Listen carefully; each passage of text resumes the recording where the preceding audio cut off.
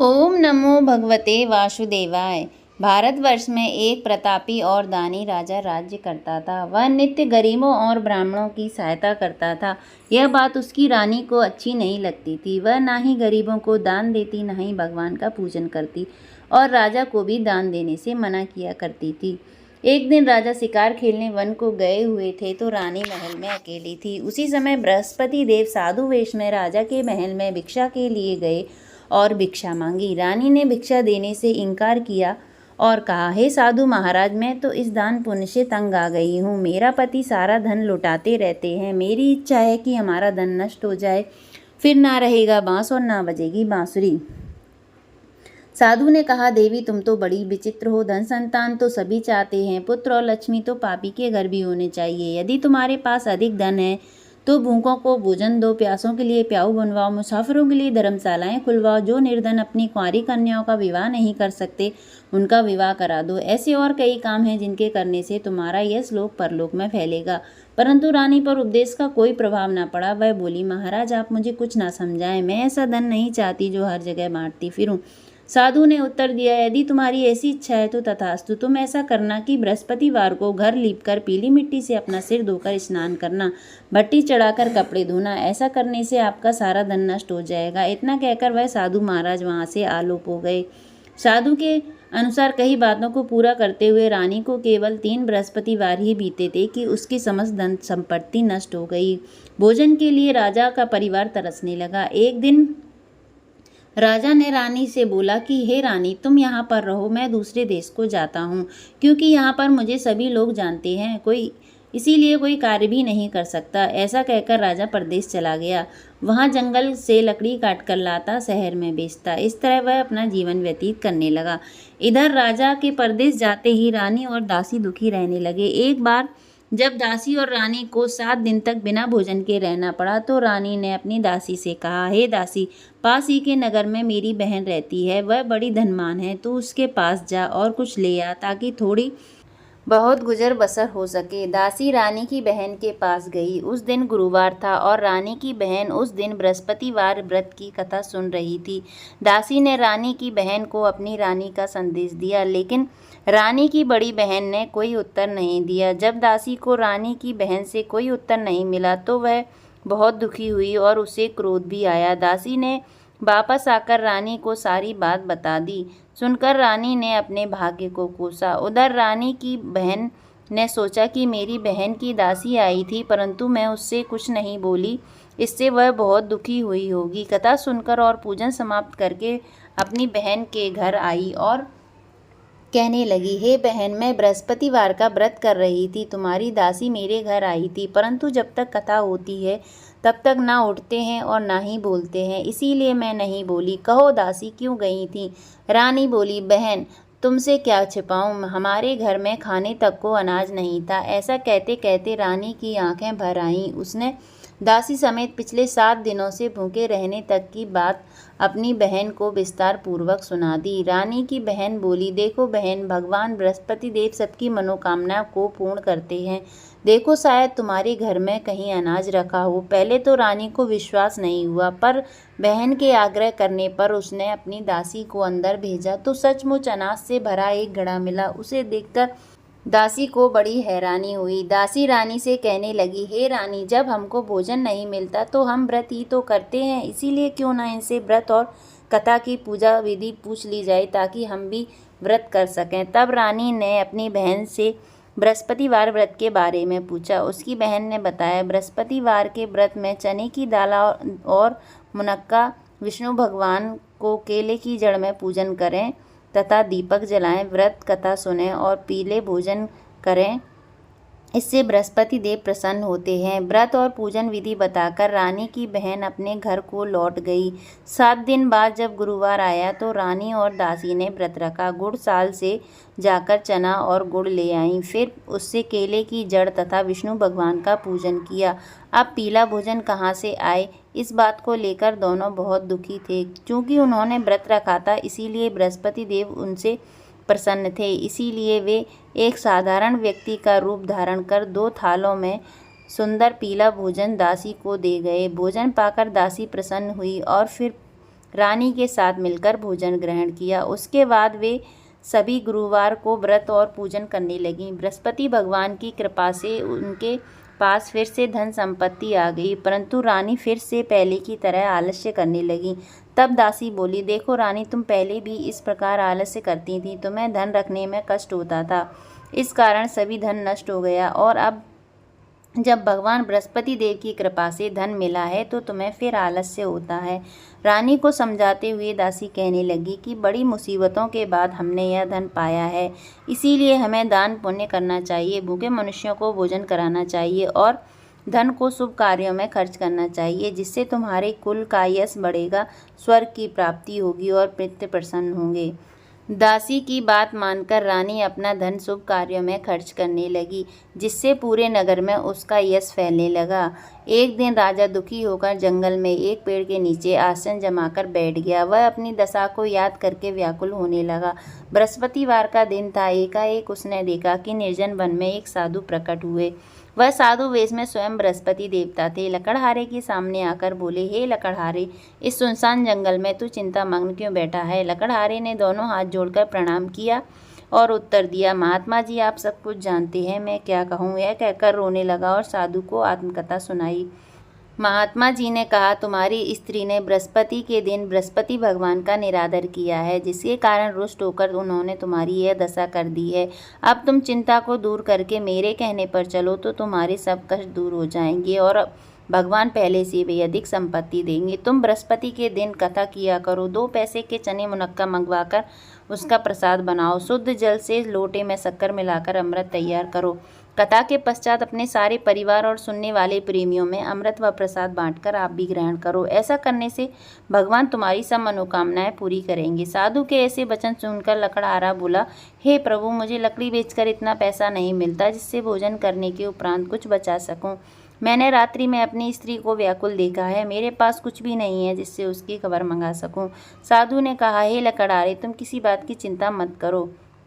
बृहस्पति के दिन तुम रोजाना की तरह लकड़ियां लेकर शहर को जाओ। तुमको रोज से दुगना धन प्राप्त होगा, जिससे तुम भली भांति भोजन कर लोगे तथा बृहस्पति देव की पूजा का सामान भी आ जाएगा। इतना कहकर साधु अंतर्ध्यान हो गए।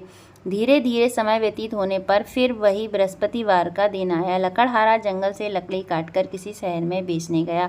उसे उस दिन और दिन से अधिक पैसा मिला।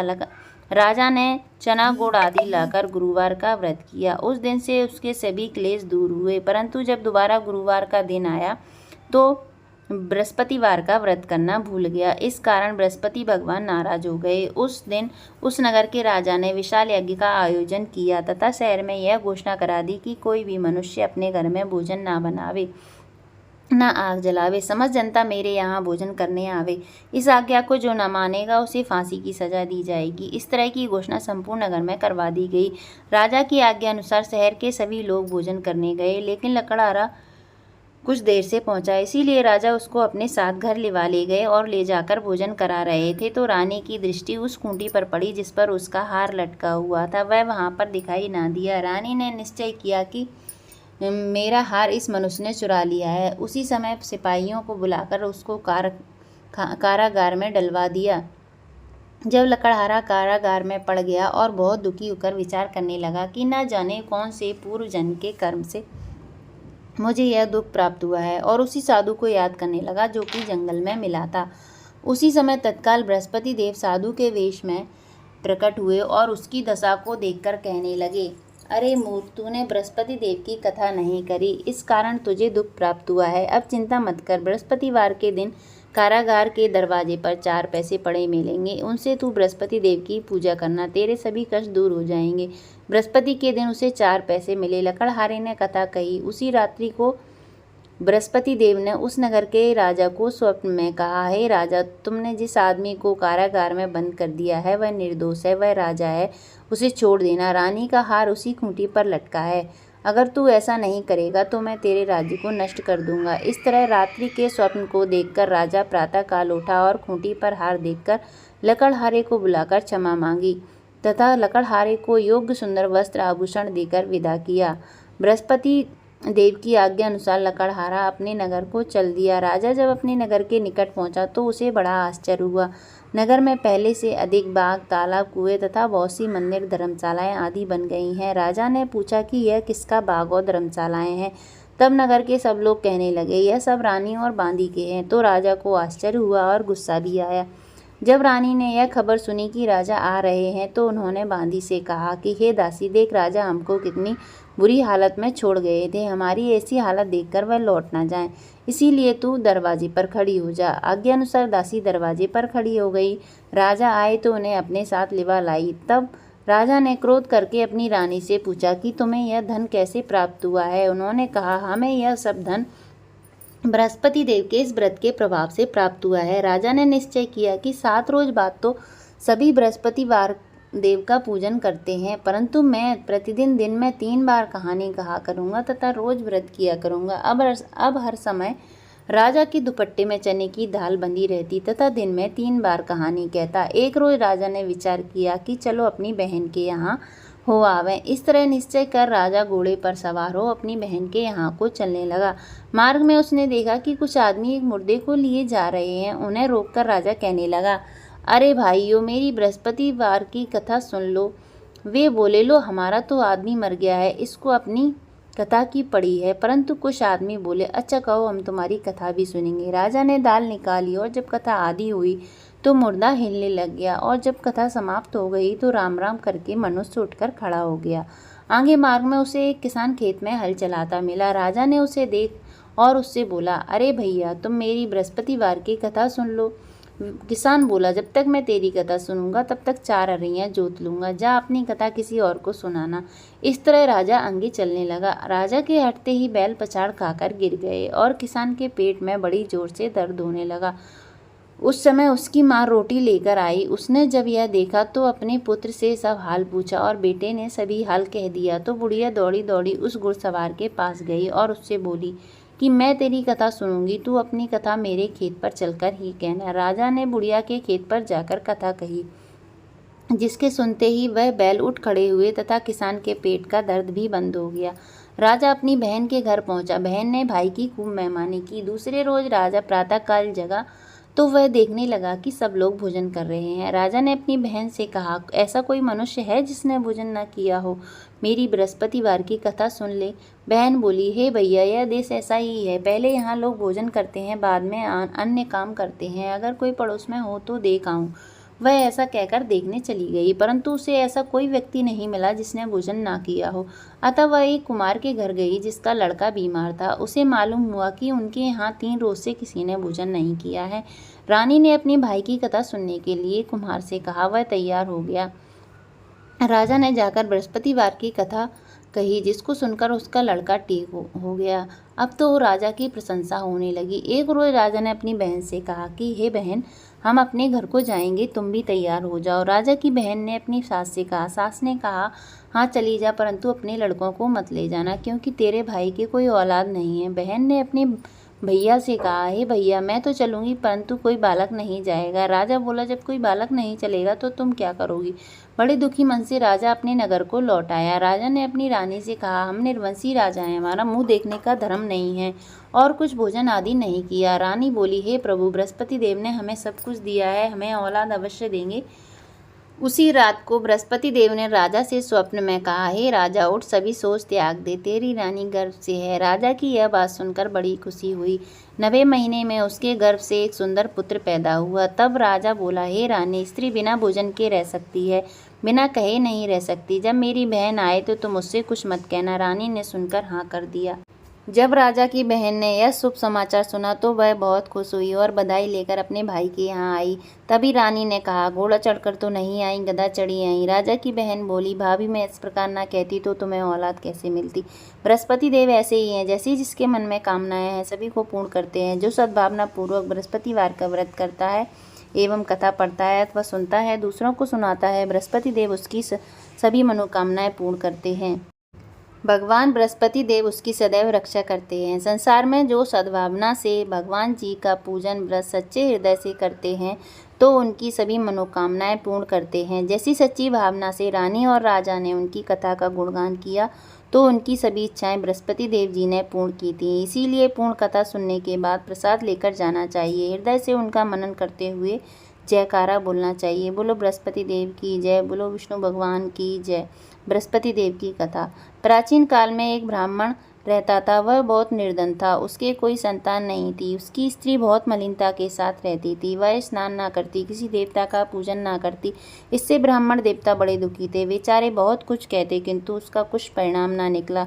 भगवान की कृपा से ब्राह्मण की स्त्री के कन्या रूपी रत्न पैदा हुआ। कन्या बड़ी होने पर प्रातः स्नान करके विष्णु भगवान का जाप वह बृहस्पतिवार का व्रत करने लगी। अपने पूजन पाठ को समाप्त करके स्कूल जाती तो अपनी मुट्ठी में जौ भर के ले जाती और पाठशाला के मार्ग में डालती जाती। तब ये जौ स्वर्ण की हो जाते तो लौटते समय उनको बीनकर घर ले आती। एक दिन वह बालिका सूप में उस सोने के जौ को फटक कर साफ कर रही थी कि उसके पिता ने देख लिया और कहा, हे बेटी, सोने के जौ फटकने के लिए सोने का सूप होना चाहिए। दूसरे दिन बृहस्पतिवार था। इस कन्या ने व्रत रखा और बृहस्पति देव से प्रार्थना करके कहा, मैंने आपकी पूजा सच्चे मन से की हो तो मेरे लिए सोने का सूप दे दो। बृहस्पति देव ने उसकी प्रार्थना स्वीकार कर ली और रोजाना की तरह वह कन्या जौ फैलाती हुई जाने लगी। जब लौटकर जौ बीन रही थी तो बृहस्पति देव की कृपा से उसे सोने का सूप मिला। उसे वह घर ले आई और उसमें जौ साफ करने लगी, परंतु उसकी माँ का वही ढंग रहा। एक दिन की बात है कि वह कन्या सोने के सूप में जौ साफ कर रही थी। उस समय उस शहर का राजपुत्र वहां होकर निकला। उस कन्या के रूप और कार्य को देखकर मोहित हो गया और अपने घर आकर भोजन तथा जल त्याग कर उदास होकर लेट गया। राजा को जब इस बात का पता लगा तो अपने प्रधानमंत्री के साथ उसके पास गए और बोले, हे बेटा, तुम्हें किस बात का कष्ट है? किसी ने अपमान किया अथवा और कारण हो सो कहो, मैं वही कार्य करूँगा जिससे तुम्हें प्रसन्नता हो। अपने पिता की राजकुमार ने बातें सुनी तो वह बोला, मुझे आपकी कृपा से किसी बात का दुख नहीं है। किसी ने मेरा अपमान नहीं किया, परंतु मैं उस लड़की से विवाह करना चाहता हूँ जो सोने के सूप में जौ साफ कर रही थी। यह बात सुनकर राजा आश्चर्य में पड़ गया और बोला, हे बेटा, इस तरह की कन्या का पता तुम ही लगाओ, मैं उसके साथ तेरा विवाह अवश्य ही करवा दूंगा। राजकुमार ने उस लड़की के घर का पता बतलाया। तब मंत्री उस लड़की के घर गए और ब्राह्मण देवता को सभी हाल बतलाया। ब्राह्मण देवता राजकुमार के साथ अपनी कन्या का विवाह करने के लिए तैयार हो गए। विधि विधान के अनुसार ब्राह्मण की कन्या का विवाह राजकुमार के साथ हो गया। कन्या के घर से जाते ही पहले की भांति उस ब्राह्मण देवता के घर में गरीबी का निवास हो गया। अब भोजन के लिए भी अन्न बड़ी मुश्किल से मिलता था। एक दिन दुखी होकर ब्राह्मण देवता अपनी पुत्री के पास गए। बेटी ने पिता की दुखी अवस्था को देखा और अपनी माँ का हाल पूछा। तब ब्राह्मण ने सभी हाल कहा। कन्या ने बहुत सा धन देकर अपने पिता को विदा कर दिया। इस तरह ब्राह्मण का कुछ समय सुखपूर्वक व्यतीत हुआ। कुछ दिन बाद फिर वही हाल हो गया। ब्राह्मण फिर अपनी कन्या के यहाँ गया और बोला और सारा हाल कहा तो लड़की बोली, हे पिताजी, आप माता जी को यहाँ लिवा लाओ, मैं उसे विधि बता दूंगी जिससे गरीबी दूर हो जाए। ब्राह्मण देवता अपनी स्त्री को साथ लेकर पहुँचे तो वह अपनी माँ को समझाने लगी, हे माँ, तुम प्रातः काल प्रथम स्नान आदि करके विष्णु भगवान का पूजन करो तो सब दरिद्रता दूर हो जाएगी। परंतु उसकी माँ ने एक भी बात नहीं मानी और प्रातः काल उठकर अपनी पुत्री के बच्चों के जूठन को खा लिया। इससे उसकी पुत्री को भी बहुत गुस्सा आया और एक रात को कोठरी में से सभी सामान निकाल दिया और अपनी माँ को उसमें बंद कर दिया। प्रातःकाल उसे निकाला और स्नान आदि करा के पाठ करवाया तो उसकी माँ की बुद्धि ठीक हो गई और फिर प्रत्येक बृहस्पतिवार को व्रत रखने लगी। इस व्रत के प्रभाव से उसके माँ बाप बहुत ही धनवान और पुत्रवान हो गए और बृहस्पति जी के प्रभाव से इस लोक के सुख भोग कर स्वर्ग को प्राप्त हुए। बोलो बृहस्पति देव की जय, बोलो विष्णु भगवान की जय। आरती। ओम जय बृहस्पति देवा, ओम जय बृहस्पति देवा, छिन छिन भोग लगाऊं कदली फल मेवा।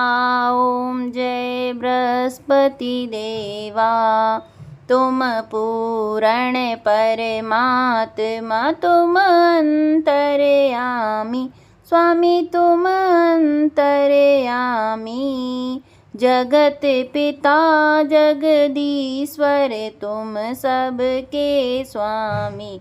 ओम जय बृहस्पति देवा, चरणामृत निज निर्मल सब पातक हरता, स्वामी सब पातक हरता, सकल मनोरथ दायक, कृपा करो भरता।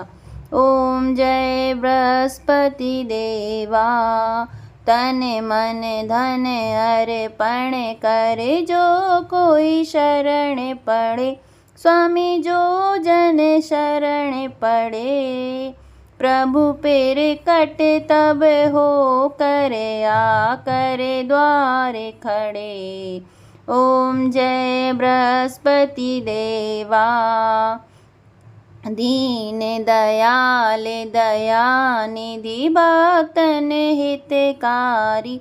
स्वामी भक्तन हितकारी, पाप दोष सब हरता, भव बंधन हारी। ओम जय बृहस्पति देवा, सकल मनोरथ दायक, सब संशय तारो। स्वामी सब संशय तारो, विषय विकार मिटाओ, संतन सुखकारी। ओम जय बृहस्पति देवा, जो कोई आरती तेरी प्रेम सहित गावे।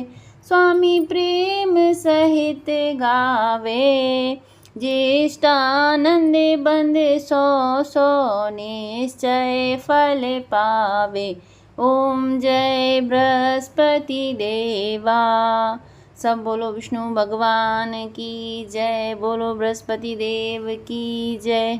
अगर आपको आज की कथा पसंद आई हो तो वीडियो को लाइक एंड चैनल को सब्सक्राइब जरूर करें। धन्यवाद।